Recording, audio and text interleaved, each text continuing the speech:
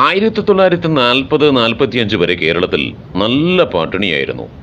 കേരളത്തിലെ 50% ജനങ്ങൾക്കും 3 നേരം വയറ് നിറച്ച് ഭക്ഷണം കഴിക്കാനുള്ള സ്ഥിതി അന്നുണ്ടായിരുന്നില്ല. കഞ്ഞി, ചമ്മന്തി, ഉണക്കമീൻ ചുട്ടത്, ചക്കക്കുരുവും മുരിങ്ങക്കായും, കപ്ലങ്ങ, കപ്പ, കാച്ചില്, ചേന, ചക്കപ്പുഴുക്ക്, കപ്പപ്പുഴുക്ക് ഇതൊക്കെയായിരുന്നു അന്നത്തെ പ്രധാന ഭക്ഷണങ്ങൾ. കഞ്ഞി പോലും വയറ് നിറച്ച് കിട്ടില്ല. എന്തിനേറെ വാഴപ്പിണ്ടിയും വാഴക്കന്നും വരെ വിശപ്പിന് തിന്നിരുന്ന കാലമായിരുന്നു അത്. 1950 മുതൽ കേരളീയർ പുറത്തേക്ക് പോയി തുടങ്ങി. ആദ്യം തമിഴ്നാട്, പിന്നെ മുംബൈ, ദില്ലി, ഗുജറാത്ത്, ഹരിയാന.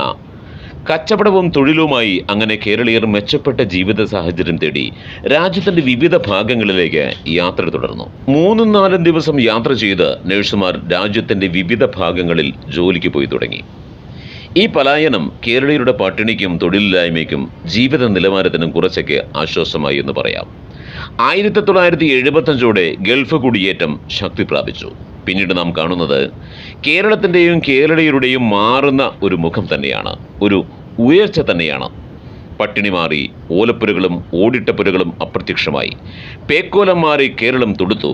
ഗൾഫ് പണം സർക്കാരിനും നേട്ടമായി. കേരളത്തിൻ്റെ മുഖഛായ തന്നെ മാറി. 90കളുടെ അവസാനത്തോടെ യൂറോപ്യൻ കുടിയേറ്റവും ശക്തി പ്രാപിച്ചു. ആരോഗ്യ പ്രവർത്തകർ കൂട്ടത്തോടെ കേരളം വിട്ടു. ഓരോ വീടുകളിലും അതിൻ്റെ മാറ്റങ്ങൾ പ്രകടമായി. അതുവഴി ഓരോ മനുഷ്യരിലും നാട്ടിലും ഉയർച്ചയുണ്ടായി. ഒരു കാലത്ത് മദ്രാസി എന്ന് വിളിക്കേൽക്കാത്ത പ്രവാസി ഉണ്ടാകില്ല. കേരളം ഇവിടെ വരെ എത്തിയത് ചുരുക്കി 4 വാക്കിൽ പറഞ്ഞതാണ് ഞാൻ.